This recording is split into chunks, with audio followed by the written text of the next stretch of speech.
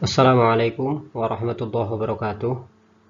Bismillah, alhamdulillah, wassalatu wassalamu ala rasulillah Sayyidina wa maulana Muhammad ibn Abdullah wa ala alihi wa sahbihi wa mawalah ma ba'd. Alhamdulillahirrahmanirrahim. Teman-teman sekalian, sahabat-sahabat sekalian, kita bertemu lagi di pembahasan ijtihad pada bagian yang ketiga. Bagian-bagian sebelumnya kita sudah mengurai mengenai definisi, dasar hukum, kemudian tujuan, syarat mujtahid, dan seterusnya. Maka di bagian yang ketiga ini kita akan meneruskan pembahasan mengenai ijtihad selanjutnya. Pembahasan yang pertama di bagian yang ketiga ini mengenai tingkatan mujtahid. Ada beberapa tingkatan mujtahid, orang yang melakukan ijtihad. Ini dilihat dari segi metode dan hasilnya, begitu. Dari sisi metode dan hasilnya, mujtahid terbagi menjadi 4 macam. Yang pertama ada mujtahid mustaqil, mujtahid mutlak, atau mujtahid independen. Yang kedua ada mujtahid muntasib. Yang ketiga ada mujtahid fil madhab. Dan yang terakhir, yang keempat, ada mujtahid fit tarjih. Mujtahid mustaqil atau mujtahid mutlak atau mujtahid independen, atau disebut juga sebagai mujtahid fi syar'i. Posisi ini adalah posisi yang tertinggi, posisi yang paling utama. Dia disebut sebagai mujtahid mustaqil karena tidak mengikuti metode mujtahid lain, tidak mengikuti metode mujtahid lain dalam beristimbat. Nah, justru mujtahid mustaqil ini menciptakan metode istimbat yang kemudian diterapkan dalam berijtihad. Masuk ke dalam metode dalam mujtahid mustaqil ini adalah para imam madhab. Ada Imam Abu Hanifah, ada Imam Malik bin Anas, ada Imam Asy-Syafi'i, dan Imam Ahmad bin Hanbal. Itu yang pertama. Tingkatan di bawahnya adalah mujtahid muntasib. Sebenarnya mujtahid muntasib ini sudah terkumpul dan dianggap mampu untuk melakukan ijtihad. Namun demikian mereka lebih memilih untuk mengikuti metode yang digunakan oleh para mujtahid mustaqil. Meskipun demikian, mereka, para mujtahid muntasib ini, bebas untuk berijtihad tanpa terikat oleh mujtahid mustaqil. Beberapa tokoh yang tergolong sebagai mujtahid muntasib ada Muhammad bin Al-Hasan, ada Abu Yusuf dari kalangan Hanafiyah atau pengikut Imam Abu Hanifah, ada Al-Muzani pengikut Imam Asy-Syafi'i, dan Abdurrahman Ibnul Qasim serta Abdullah bin Wahab sebagai pengikut Imam Malik. Tingkatan ketiga adalah mujtahid fil madhab. Sesuai namanya, mujtahid fil madhab adalah mujtahid yang berada di dalam suatu madhab tertentu. Dia tetap disebut sebagai mujtahid karena berijtihad terhadap kasus-kasus baru yang tidak ditemui, yang tidak dijumpai oleh para mujtahid sebelumnya. Dalam berijtihad, mereka mengikuti metode yang dirumuskan oleh para mujtahid terdahulu di dalam satu mazhab tertentu. Karenanya mereka disebut sebagai mujtahid fil madhab.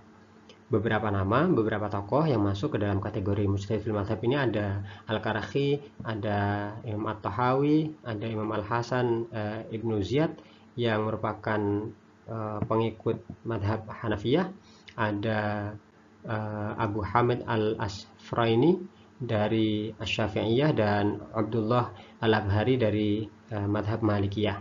Sementara yang terakhir ada mujtahid fit tarjih. Mujtahid fit tarjih ini tidak lagi merumuskan hukum, tidak lagi membuat metode penemuan hukum, tetapi kegiatan yang mereka lakukan adalah melakukan studi komparasi, melakukan studi perbandingan dari berbagai madhab terdahulu, kemudian mengambil satu madhab tertentu yang mereka anggap lebih unggul dan relevan untuk diterapkan pada masa tertentu. Itu mengenai tingkatan mujtahid.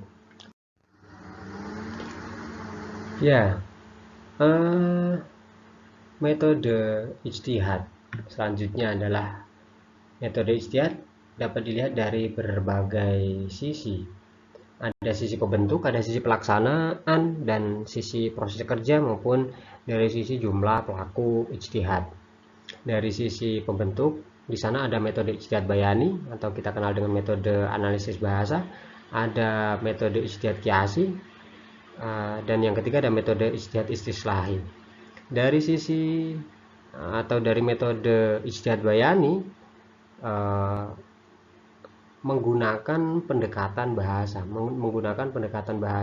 artinya dia mengungkap makna-makna yang terkandung di dalam teks nas.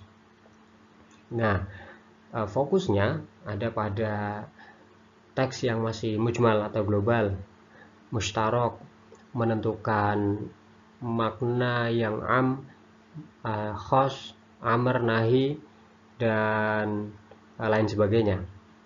Contohnya adalah ketika membahas atau memaknai kata kuruk di dalam surah Al-Baqarah ayat 228. Proses memahami, proses memaknai lafadz kuruk di dalam ayat tersebut merupakan metode ijtihad bayani. Itu yang pertama. Yang kedua, metode ijtihad qiyasi. Sesuai namanya, metode ijtihad qiyasi ini pola kerjanya sama dengan pola kerja qiyas.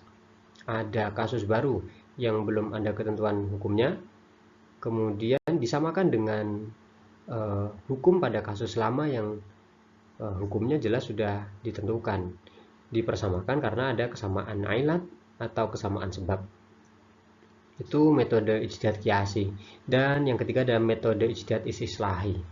Metode istislahi ini menggunakan pendekatan kemaslahatan, menggunakan pendekatan kemaslahatan yang mengacu pada simpulan atas nas, yang kesimpulan itu tidak dapat diraih, tidak dapat diperoleh dari atau menggunakan pendekatan bayani dan qiyasi. Nah, perangkat yang digunakan untuk metode ijtihad istislahi ini biasa menggunakan maslahah mursalah atau sadud dari'ah.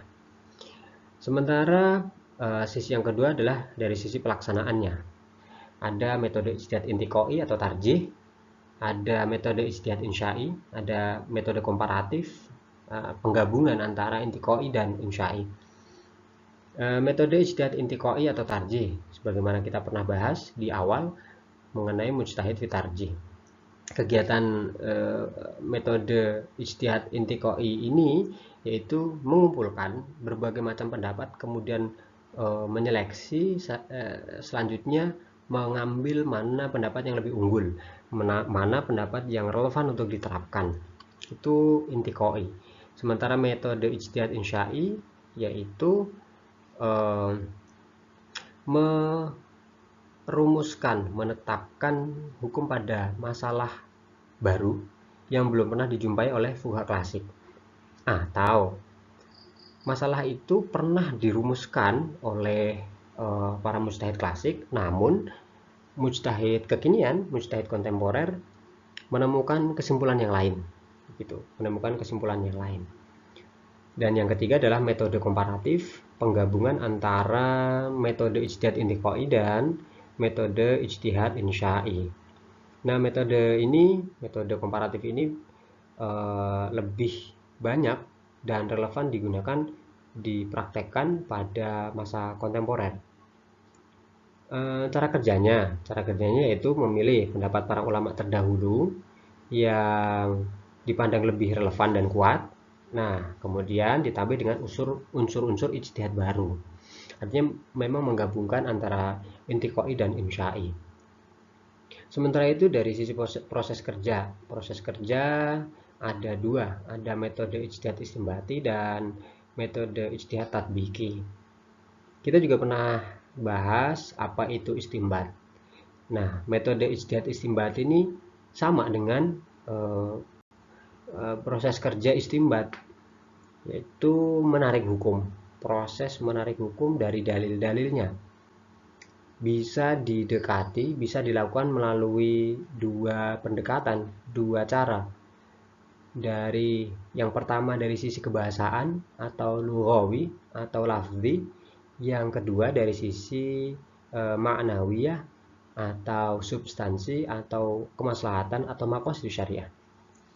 Nah, dari sisi apa namanya? Dari sisi lughawi itu dilakukan dengan melacak teks nas, tentu dari sisi kebahasaan. Ada tafsir, ada takwil, ada nas, ada am, ada khos, dan melalui kaidah kebahasaan yang lain.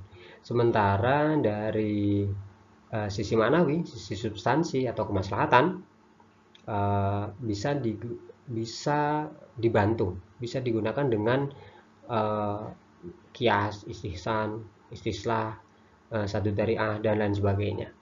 Itu metode ijtihad istinbati.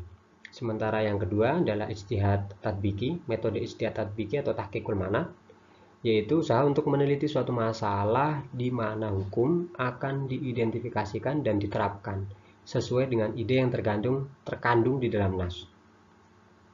Nah, bedanya dengan ijtihad istinbati, maka ijtihad istinbati itu kan terfokus pada teks nas, sementara ijtihad tatbiki, metode ijtihad tatbiki ini berfokus pada manusia sebagai pelaku hukum dengan segala perubahan dan perkembangan yang mengitarinya gitu. Itu dari sisi pembentuk, pelaksanaan, dan proses kerja. Sementara selanjutnya adalah dari sisi jumlah pelaku. Ada ijtihad fardhi, ada ijtihad jama'i. Ijtihad fardhi adalah proses ijtihad yang dilakukan oleh individu, satu mujtahid melakukan istinbat, melakukan ijtihad, satu mujtahid melakukan ijtihad. Sementara ijtihad jama'i adalah ijtihad yang dilakukan secara kolektif, secara bersama-sama. Nah, mengingat kondisi saat ini itu barangkali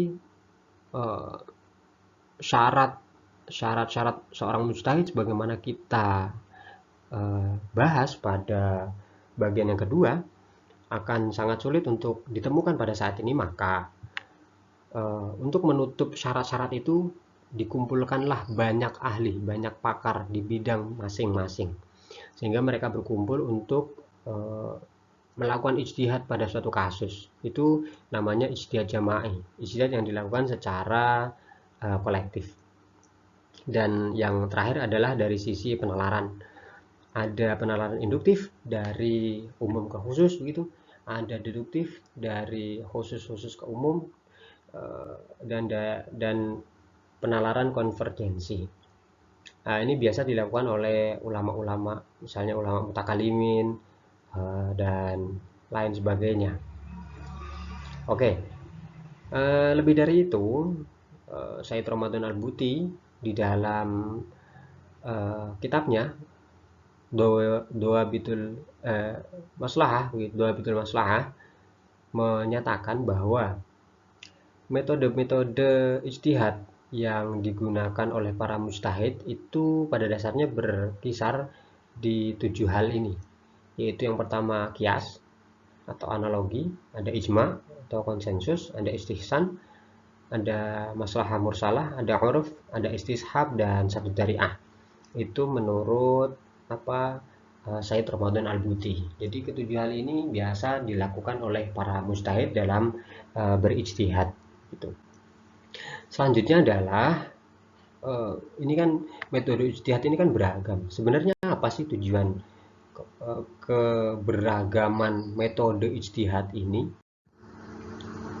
Metode ijtihad yang sangat banyak itu mempunyai beberapa fungsi.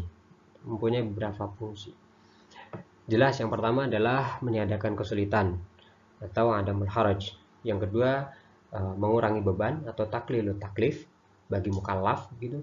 Yang ketiga, penetapan hukum Islam itu ditetapkan secara tadrijiyah, secara bertahap. Dan yang kelima, bahwa hukum-hukum yang ditetapkan, hukum-hukum yang diputuskan itu harus berorientasi kepada kemaslahatan manusia. Dan yang keenam, tentu mewujudkan keadilan yang merata. Itu fungsi metode ijtihad yang sangat beragam. Nah, itu metode ijtihad dan mujtahid. Bagaimana metode ijtihad yang sedemikian rupa, proses ijtihad yang berliku itu kemudian diterapkan pada masa kini. Bagaimana itu kemudian diaplikasikan pada masa kini. Nah, pembahasan mengenai hal itu, mengenai aplikasi penerapan ijtihad pada masa kini, pada masa kontemporer ini, insya Allah akan kita sampaikan pada bagian-bagian selanjutnya. Mudah-mudahan bermanfaat. Wallahu a'lam bishawab. Wassalamualaikum warahmatullahi wabarakatuh.